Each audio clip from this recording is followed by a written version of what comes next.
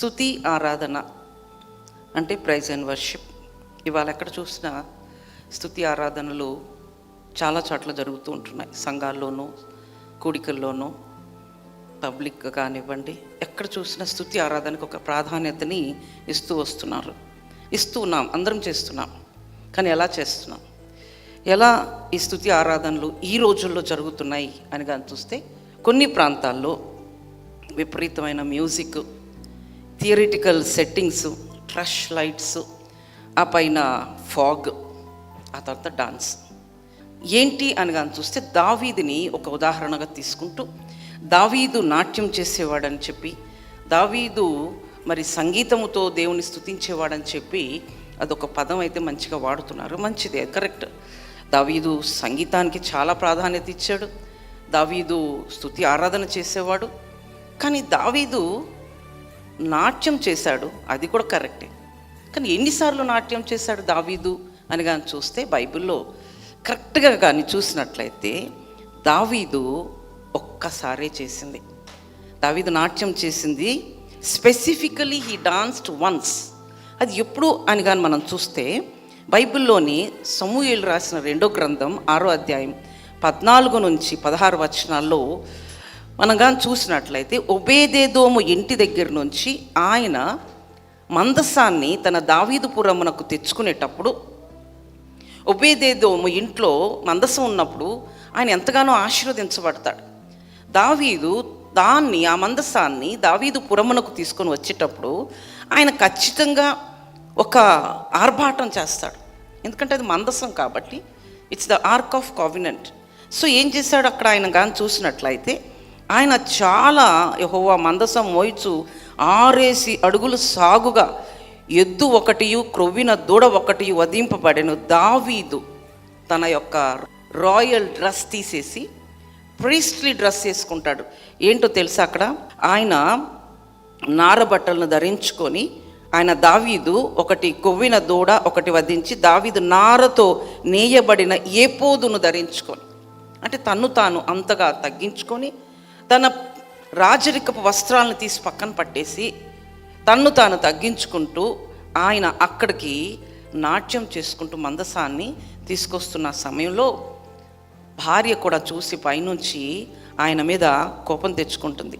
ఎవరు? సౌలు కుమార్తె మీకాలు కిటికీలో నుంచి చూసి యెహోవా సన్నిధిని గంతులు వేయచ్చు నాట్యం చేయుచున్న దావీదును కనుగొని తన మనస్సులో అతన్ని హీనపరిచాను. అంటే ఎంతగా నాట్యం చేశాడో మనం ఊహించుకోవచ్చు. కానీ ఆయన నాట్యం చేసింది ఆ ఒక్కసారే. అయితే అనేక పర్యాయములు బైబిల్లో, కీర్తనల గ్రంథంలో నాట్యము చేయొచ్చు, సంగీత నాదములతో దేవుని స్తుతించమని వాక్యంలో ఉంది. అది ఎప్పుడు 149వ కీర్తన కానీ చూసామంటే అక్కడ 3వ వచనంలో రాయబడి ఉంటుంది. ఒకసారి మనం చూద్దాం. నాట్యముతో వారు ఆయన నామమును స్తుతించుదురుగాక, తంబూరుతోనూ సితారతోనూ ఆయనను గూర్చి గానము చేయుదురుగాక. అయితే ఈ 149వ కీర్తన రాసింది దావీదా? దానికి కరెక్ట్ ఆన్సర్ అయితే లేదు. అది ఎవరు రాశారో తెలీదు. కానీ ఎక్కువగా ఈ సంగీతము, లేకపోతే నాదము, లేకపోతే నాట్యము, ఇవన్నీ వాడుకుంటున్నప్పుడు దావీదునే మనం ఉదాహరణగా తీసుకుంటున్నాం. అలా అని దావీదు నాట్యానికి మాత్రమే ప్రాధాన్యత ఇవ్వల, సంగీతానికి మాత్రమే ప్రాధాన్యత ఇవ్వల. ఇక్కడ కానీ మనం చూస్తే ఈ మాటలో ఎందుకు అనేక పర్యాయంలో, ఒకవేళ ఈ ఒక్కసారి అని నేను అన్నాను కాదు, ఇంకొక 4 సార్లు ఆయన నాట్యం వేశారు, లేదా 10 సార్లు ఆయన నాట్యం వేశారంటే ఎప్పుడు అంటే ఆయన యుద్ధంలో విజయం సాధించినప్పుడు, తన శత్రువుల పైన విజయం సాధించినప్పుడు దావీదు అలా నాట్యం చేస్తూ దేవుని స్తుతించాడు. అంతే తప్ప నాట్యానికి దావీదు ప్రాధాన్యత ఇవ్వల. దావీదు ప్రార్థనకు ప్రాధాన్యత ఇచ్చాడు. దినమునకు 7 మార్లు ఆయన ప్రార్థన చేశాడు.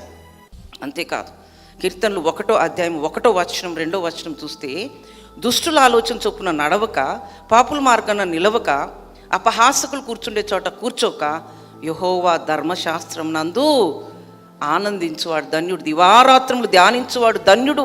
దేన్ని బట్టి ధన్యతని చెప్పాడు ఆయన అక్కడ? ధర్మశాస్త్రంను బట్టి ధన్యత చెప్పాడు. ఆనందించేది దేన్ని బట్టి అని చెప్పాడు? ఆయన వాక్యంను బట్టి అని చెప్పాడు.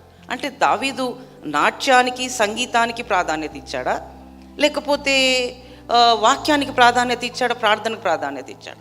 ఒకసారి మనం దావీదుని ప్రతిదానికి ఎగ్జాంపుల్గా తీసుకుంటున్నప్పుడు, యెహోవా ధర్మశాస్త్రమునందు ఆనందించుచు దివారాత్రములు ధ్యానించువాడు ధన్యుడు అని చెప్పడాన్ని మనం చూస్తాం.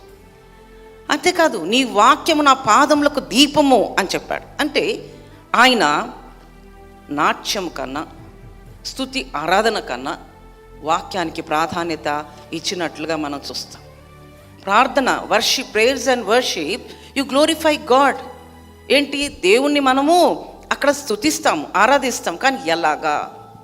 ఈ మధ్య ఒక వీడియో నేను చూసినప్పుడు, ఆ వీడియోలో మాట్లాడుతున్నటువంటి ఆ అబ్బాయి, చాలా చిన్న కుర్రోడు, చిన్న బాబు, తను మాట్లాడుతున్న మాటల్లో నాకేమర్థమైందంటే, మేము ఆరాధన చేస్తాం, మేము ఆరాధన ఆపం, మమ్మల్ని ఎవరూ ఈ ఆరాధన ఆపలేరు అని చెప్పటాన్ని నేను విన్నా.